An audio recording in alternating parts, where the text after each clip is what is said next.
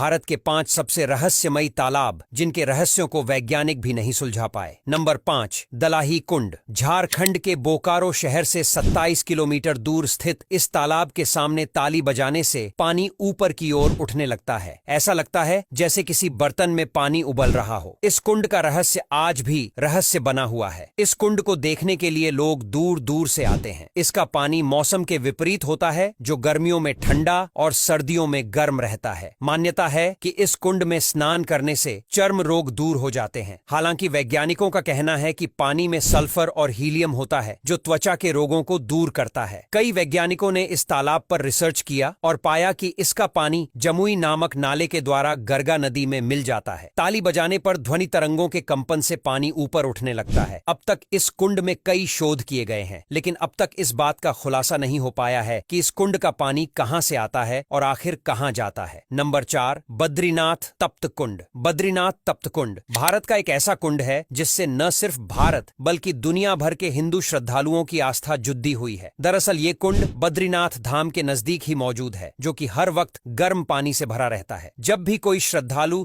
4 धाम यात्रा पर जाता है, तब वो बद्रीनाथ धाम में आने से पहले इस कुंड में स्नान करता है, क्योंकि मान्यता के अनुसार इस कुंड में नहाने से इंसान के सारे पाप धुल जाते हैं। आपको जानकर आश्चर्य होगा कि इस कुंड का पानी सिर्फ गर्मियों में ही गर्म नहीं रहता, बल्कि कड़ीडी ढाके की ठंड में भी गर्म रहता है, जिस कारण हर साल लाखों करोड़ों हिंदू इसमें डुबकी लगाने जाते हैं। हालांकि इसका पानी क्यों गर्म रहता है, इस बारे में कोई भी कुछ नहीं जानता। वैज्ञानिकों ने काफी रिसर्च भी की इस बारे में, लेकिन उनके हाथ भी ज्यादा कुछ नहीं लग सका। नंबर 3, राधा कुंड। राधा कुंड भारत के उत्तर प्रदेश राज्य के मथुरा जिले में स्थित है। राधा कुंड गोवर्धन परिक्रमा में एक प्रमुख मार्ग पर पड़ता है। हिंदुओं के लिए यह तालाब बहुत पवित्र स्थान है। इस तालाब को भगवान श्री कृष्ण का मुकुट कहा गया है, क्योंकि इस जगह की खूबसूरती देखते ही मन मोह लेती है। मान्यता के अनुसार राधा कुंड में नहाने से जिन लोगों के बच्चे नहीं हो रहे होते हैं, उन्हें बच्चे हो जाते हैं। इस तालाब में नहाने की परंपरा सालों से चली आ रही है। कहा जाता है कि कई सारे लोगों के बच्चे इस तालाब में नहाने के बाद हुए हैं। हालांकि वैज्ञानिक इस बात को नहीं मानते, लेकिन लोगों के बीच इसको लेकर कई कहानियां और चमत्कार मशहूर है,